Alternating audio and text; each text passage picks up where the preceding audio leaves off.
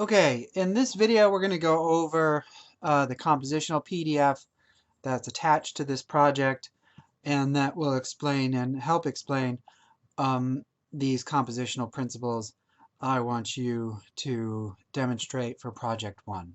Okay? And we will keep talking about these compositional elements throughout the semester. Okay? This is our first exposure to it, and these are just a way um, to get us thinking about what we're doing with the camera. Okay, so in photography, composition is key. Like, that's the one main thing it really does. Okay, in terms of um, I guess as an art form. Okay, so the camera is not just something that captures light, but it's something that's it's a compositional device. It's a framing device where you're, composing with it. Okay, whatever you're pointing it at, that's immediately composing a picture. Okay, and you have to have some control over that and mastery of that as the photographer. Um, so, composition is framing the picture and not only looking at like what's in the center of the image, like maybe the subject matter, but looking at the edges of the frames. How is the rest of the picture being impacted by the other elements in it? You're going to observe where you place the subject. Okay, so first off is kind of subject placement. Avoid putting the subject in the center as a default. Avoid a horizon line that splits the image in half. And your goal is to create tension or an active image that draws the eye into the frame. Okay? We always want to think about activating the composition and creating tension. So one of the first things that we talk about is the rule of thirds. Imagine that your image is divided into 9 segments, 2 vertical, 2 horizontal, and the rule of thirds says that you should position the most critical elements in your scene along these lines or at the points where they intersect. Doing so will add balance and tension. So we have this, cool photograph by Stephen Shore. His horizon line is up top, okay? And he has this one element kind of perfectly placed here. Okay, so this is kind of like his subject, and then it leads the eye back. We also have leading lines, and there's a lot of different principles in all of these photos. Here's another really beautiful one. Again, rule of thirds, follows in that like meticulously. He has his horizon line down low, and then he has these other little repetitive elements that kind of move your eye through. So rule of thirds is really thinking about keeping things out of the middle, okay? So working along the intersecting lines and letting that kind of be the main basis for the composition. Balancing elements, placing your main subject off-center, as with the rule of thirds, creates a more interesting photo. But you can leave a void in the scene, which can make it feel empty. So you should balance the weight of your subject by including another object of lesser importance to fill the frame. Think of this object as a detail giving information. So you want to show, don't tell. Okay?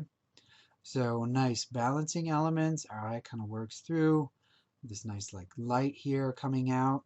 Oh, and again, we can think of these as balancing elements as well. Here's a nice one, balancing elements, rule of thirds. So we have here, and then it goes back here. Okay, get this beautiful little rainbow. Again, balancing here, here.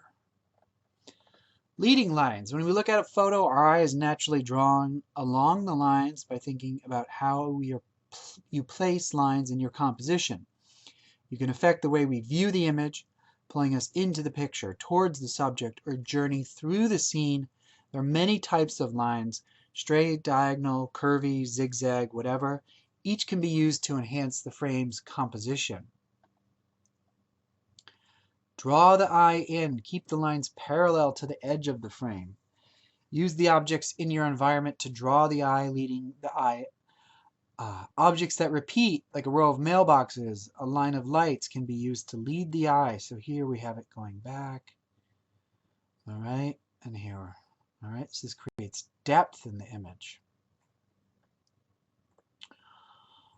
Let's look at leading lines one more time. What else can we see? This is a good leading lines. Go back here. Okay, again, all of these lines moving us through the image. Use the subject to create the line that leads the eye in. Here we have where he's looking, coming down. Symmetry and pattern. We're surrounded by symmetry and patterns, both natural and man-made. They can make for very eye-catching compositions, particularly in situations where they are not expected. Another great way is to use them to break the symmetry or pattern in some way, introducing the tension and a focal point in the scene. So here we have some like nice symmetry, thinking about pattern, the way that he's framed this, okay, one on each side. It's very solid. Then he has this great thing that breaks the pattern with this telephone pole.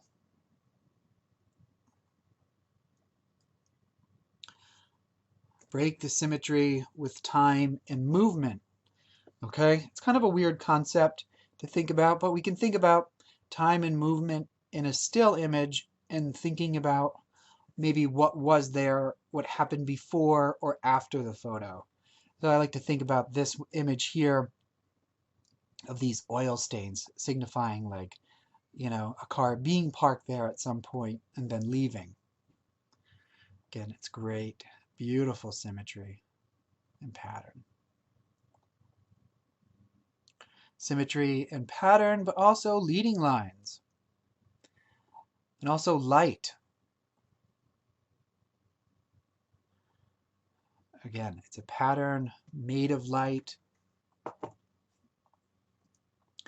Viewpoint. Before filming your subject or photographing, take time to think about where they will be when the picture is taken. Our viewpoint has a massive impact on the composition of our frame, and as a result can greatly affect the message that it conveys. Rather than just shooting from eye level, consider getting high above, down at ground level, from the side, from the back. Try moving your body around.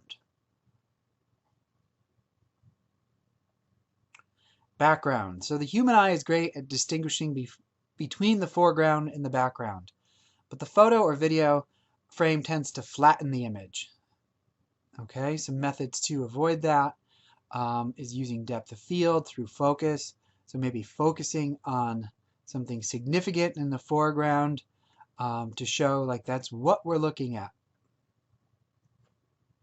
You can use focus to create depth.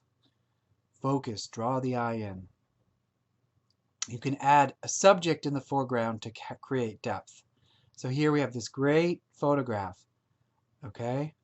And here we have this like subject here, this feet kind of coming in. Okay, so when we want to create depth in a photograph, we want to think about, you know, something kind of in the foreground, space, background, and here we have this really tiny space. But our eye is really great at kind of distinguishing, like, and kind of our mind is like kind of knowing that, oh, all right, yeah, so here's, you know, this is a space I could move through. I have these feet here that activates it. You know, without this little bit of foreground, this would be a very flat, kind of static image. Another great technique in creating depth is partially obscuring one object with another. Again, the human eye naturally recognizes these layers and separates them, creating depth. Another great image of depth.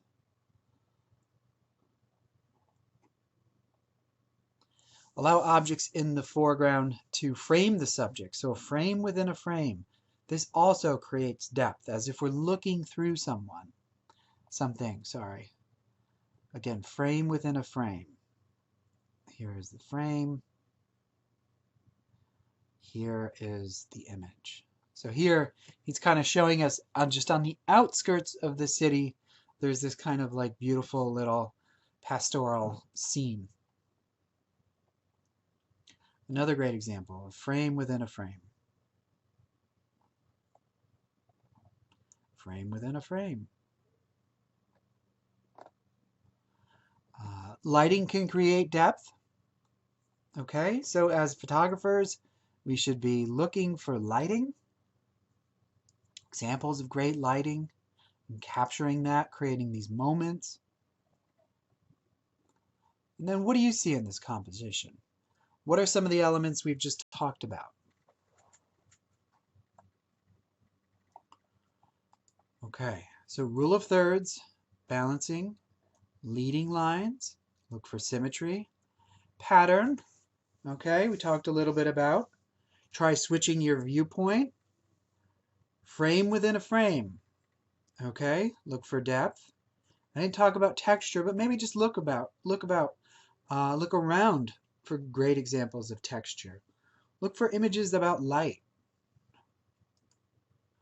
Okay, you could argue this is about light. Light.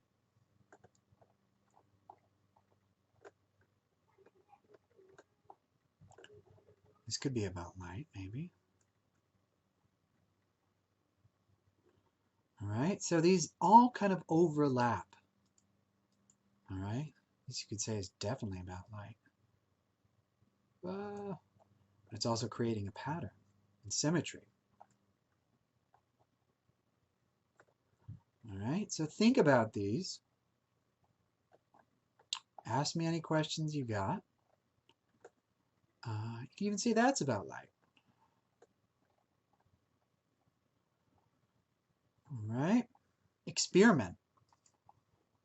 You know, try all of these. Try switching your viewpoint. You know, bring a ladder outside. Stand way high above something. Get down really low. Move your body around your subject and try thinking about other ways you could show it. You know, one thing that we don't really think about is like most photographs taken, you know, in the history of photography, you know, the camera's been held from like 5 to 6 feet in the air, you know, 4.5 maybe. But, you know, try getting down low, high above, under, whatever. All right, one more video. We're going to talk about Henri Cartier-Bresson just for a second.